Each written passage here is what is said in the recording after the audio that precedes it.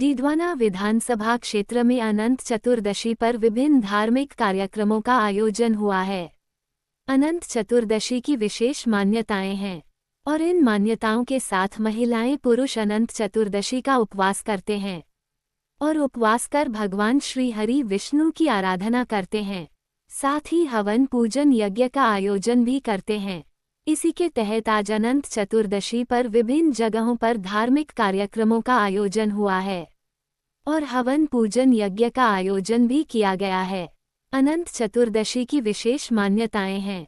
इन मान्यताओं को लेकर पंडित उमेश शास्त्री ने जानकारी देते हुए बताया है कि भाद्रपद मास के शुक्ल पक्ष की चतुर्दशी को अनंत चतुर्दशी पर व्रत किया जाता है। इस साल अनंत 14-17 सितंबर को मनाई जा रही है। इस दिन भगवान विष्णु के अनंत रूप की पूजा की जाती है। इतना ही नहीं, इस दिन 14 गांठों वाला अनंत सूत्र भी बांधा जाता है। इन 14 गांठों का एक अलग रहस्य है। अनंत चतुर्दशी के दिन शुभ मुहूर्त में पूजा करने के बाद अनंत सूत्र को हाथ में बांधा जाता है। इस अनंत सूत्र में 14 गांठें लगाई जाती है।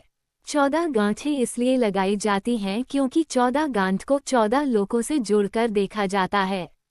धार्मिक मान्यता है कि भौतिक जगत में 14 लोक बनाए, जिनमें भूरलोक, भुवरलोक, स्वलोक, महरलोक, जनलोक, तपोलोक, ब्रह्मलोक, अतल, वितल, सतल, रसातल, तलातल, महातल और पाताल लोक शामिल है। बता दें कि अनंत सूत्र में लगने वाली हर एक गांठ एक लोक का प्रतिनिधित्व करती है।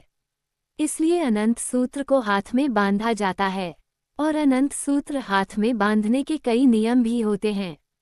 इसलिए इन्हें हमेशा ध्यान में रखना जरूरी होता है। कहते हैं अनंत सूत्र कपड़े या रेशम का होता है। मान्यता है कि अनंत सूत्र को पुरुष दाहिने और महिलाओं को अपने बाएं हाथ में पहने। इस दिन व्रत रखने का भी विधान है। कहते हैं इस दिन व्रत रखकर भगवान विष्णु की उपासना करनी चाहिए।